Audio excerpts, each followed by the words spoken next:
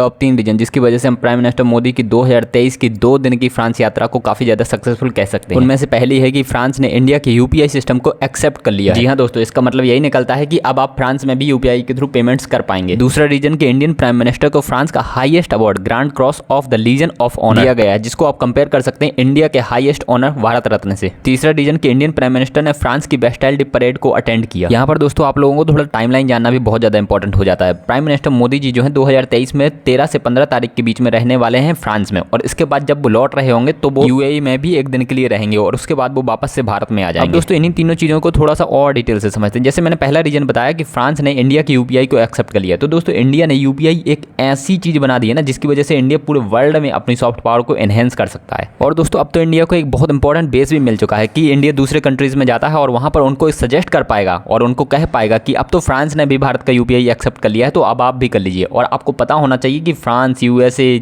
UK, इन सारी countries की world भर में इतनी अच्छी सॉफ्ट पावर है कि उसकी वजह से बहुत सारी कंट्रीज जो हैं वो इन्हीं कंट्रीज को फॉलो करती हैं। अब दोस्तों दूसरे रीजन की बात करते हैं कि फ्रांस ने अपना highest award Grand Cross of the Legion of Honour दिया है प्राइम मिनिस्टर मोदी को। तो दोस्तों ये इतना इंपॉर्टेंट अवार्ड है, इस अवार्ड से क्लियर हो जाता है कि फ्रांस आखिरकार भारत को इंपॉर्टेंस कितनी देने लग रहा है, क्योंकि ये अवार्ड उन्होंने डोनाल्ड ट्रंप को भी नहीं दिया था जो कि यूएसए प्रेसिडेंट। तीसरे रीजन की बात करते हैं वेस्टाइल डे परेड। ये यूजुअली ही फ्रांस में 14 जुलाई को मनाया जाता है। जिस प्रकार से इंडिया में 15 अगस्त मनाया जाता है ना स्वतंत्रता दिवस, उसी तरीके से फ्रांस का वेस्टाइल डे है जो कि 14 जुलाई को मनाया जाता है। तो दोस्तों मनाया क्यों जाता है, इसका बेसिक रीजन आप समझ लीजिए, बहुत ज्यादा डिटेल से नहीं जाएंगे, बेसिक रीजन आप समझ लीजिए। तो दोस्तों 1780 का दशक चलने लग रहा था एंड फ्रांस में यहाँ पर 3 मेजर कम्युनिटी हुआ करती थी, पहली, दूसरी और तीसरी से आप समझ लीजिए। तो जो तीसरी कम्युनिटी है वो ही सारे टैक्सेस दिया करती थी और जो पहली और दूसरी कम्युनिटी है वो तीसरी कम्युनिटी को शोषण किया करती थी। तो दोस्तों फाइनली क्या होता है कि तीसरी कम्युनिटी इतनी ज्यादा शोषित हो जाती है कि उनके पास अंत में कुछ भी पैसे नहीं बचते और भुखमरी मच जाती है वो तीसरी कम्युनिटी में।